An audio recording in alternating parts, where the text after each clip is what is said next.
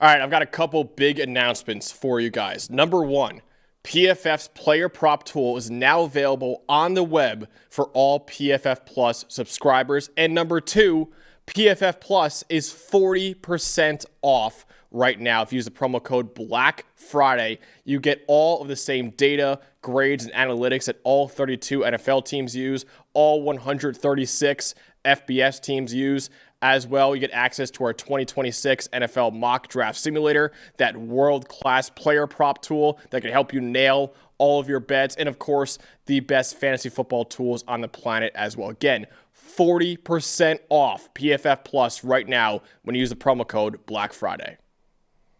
Number 12, Utah, surviving Kansas State would turn into a shootout. 51-47 was the final score in this game. Let's go over the highest graded players, starting off with the Utah Utes. Highest graded player for them was their linebacker, Jonathan Hall, 80.9. Blake Cotton, the corner, 76.8. Teo Johnson, the safety, 72.4. Creed Whitmore, the wide receiver, 71.7. Edge rusher Logan Fano, 70.5. And Devin Dampier, 73.3 at quarterback. Let's go over to Kansas State with their highest graded players in the loss.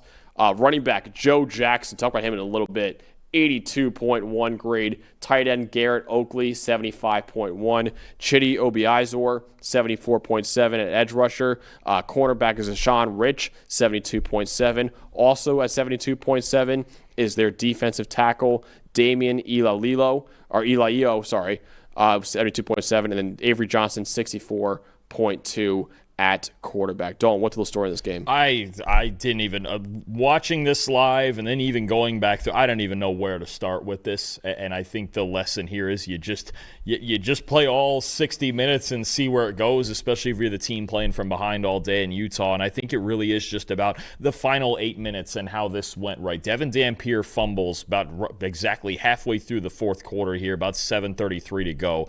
And Kansas State scores a touchdown off of it on a short field, goes up 47-35.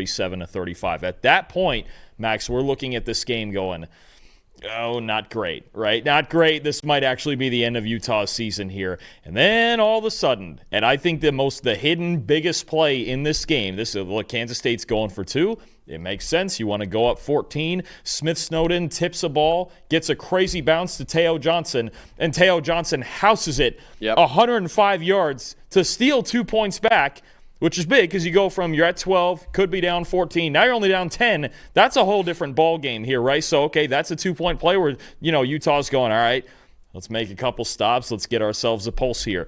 Then they make a stop. Utah scores a touchdown. Their final two drives, Kansas State's final two drives, a 3-and-out and an Avery Johnson interception to end the game. Max, that was the only time the entire game where Utah made consecutive stops. Yeah. Kyle Whittingham just kept his team in the phone booth, man. He was just like, listen, we're just going to keep making plays, and if we play all 60 minutes, we can find our way to this.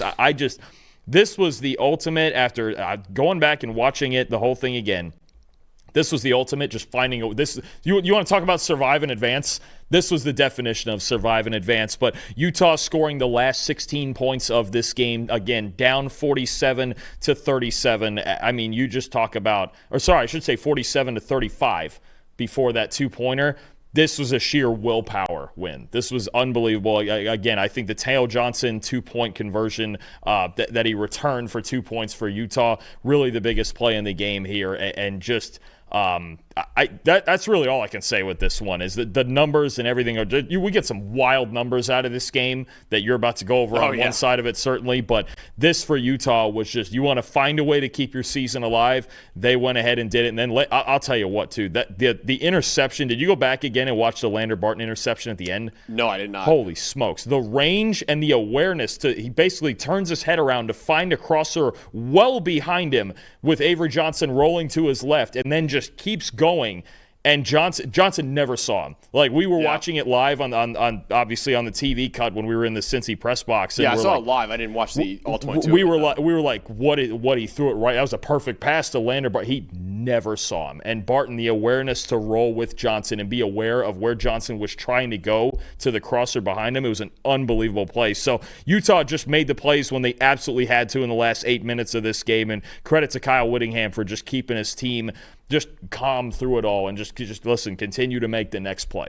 That's why you put Landon Barton in offense, who's used to catching footballs. Oh, yeah. It's easy now. He plays tight. I mean, everybody plays offense. It's like a high school team where everybody just plays both ways. Smith Snowden, like I mentioned, we've seen him at receiver. I mean, they just got a bunch of athletes out there, man. So it's crazy. I'm going to combine my stat and most impressive in the same amongst it kind of goes into it.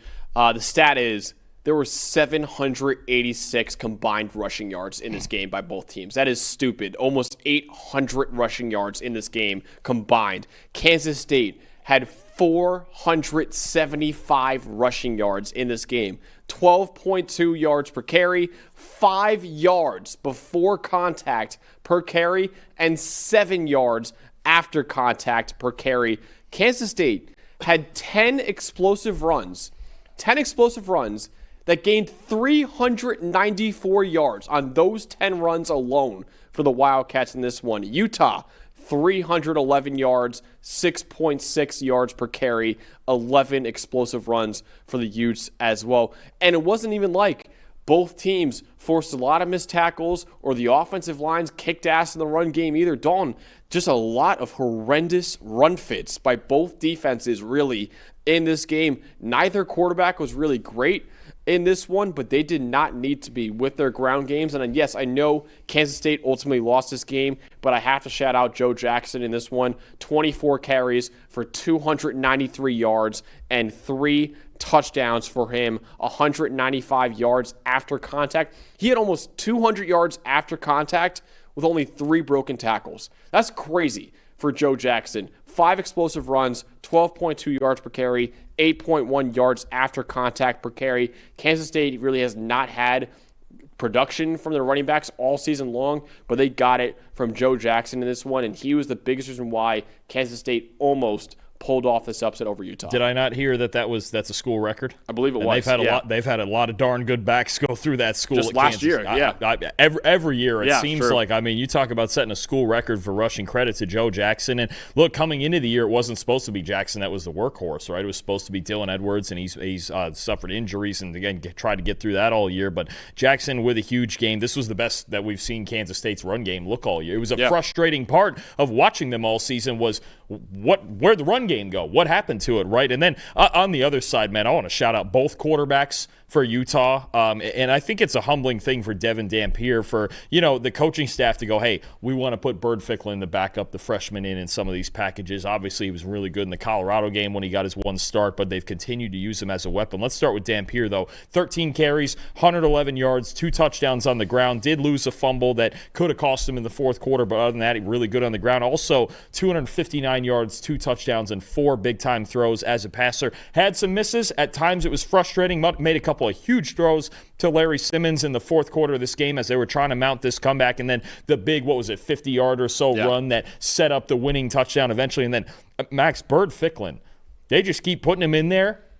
He is a dangerous weapon on the ground. 7 carries, 54 yards, 3 touchdowns, 4 missed tackles. I'm going to show you something because they've been using Ficklin the last few weeks as just even a complimentary weapon when they want to maybe get Dampier a blow or just put Ficklin in there because he's a little bit bigger than Dampier and he can break tackles too. I'm going to give you the list of qualified players, okay, that right now Bird Ficklin's got a 91 rushing grade for the season. I'm going to give you the list of players ahead of him. You ready? Mm-hmm. Jeremiah Love, Notre Dame. Caleb Hawkins, North Texas. Talon Green is the only quarterback with a higher rushing grade than Bird Ficklin, okay? Jordan Davison and Noah Whittington from Oregon. That tells you a lot about them. Ahmad Hardy, Missouri, Doak Walker finalist. Yep. And Kewan Brown from Louisville. That's the list of players with a better rushing grade than Bird Ficklin. This year, try this, 58 carries for 499 yards, 8.6 per, 10 touchdowns, 18 explosive runs on 58 carries. That's crazy. If you had like 10 or 11 explosive runs on 58 carries, that's like elite stuff. He's got 18. It's just another weapon. The number of rushing weapons. Wayshawn Parker was really good again too. Every week I watch this Utah offense, and I don't even know how to defend this. Yeah. Because they break all of the rules. Like we've talked before about what linebackers have to do to defend the run and the things they have to look at and see from the offense. They break all the rules.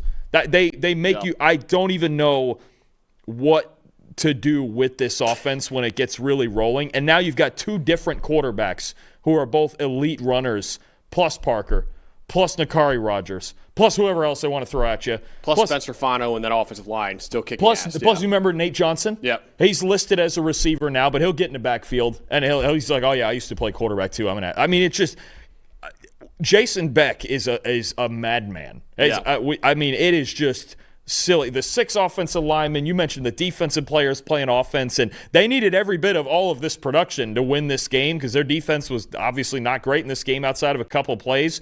But I don't even know how you defend this at this point. Yeah. And even we'll see whether or not they get in the college football playoff or not. But if they do, some team's going to be really irritated that they have to play this Utah team if they get that far. They have so many rushing threats that they have. The scheme is phenomenal for Utah. And then also you have 2 guys that are probably going to be first-round picks at offensive tackle, and Caleb Lomu and Spencer Fano as well blocking for them. It's just incredible. So, yeah, both run games. By the way, Joe Jackson did break Darren Sproles' record for most rushing yards in the game. Pretty good player to break a record from. You ain't lying. Yeah. Man, oh, man. Sproles and Deuce Vaughn, Giddens and Vaughn, yeah. and all the guys that they've had through that, and you break a program record like that. That's unbelievable. Yeah, what an incredible game that we watched between Utah and Kansas State. But Utah staying alive in the Big 12 race with a win over Kansas State. All right.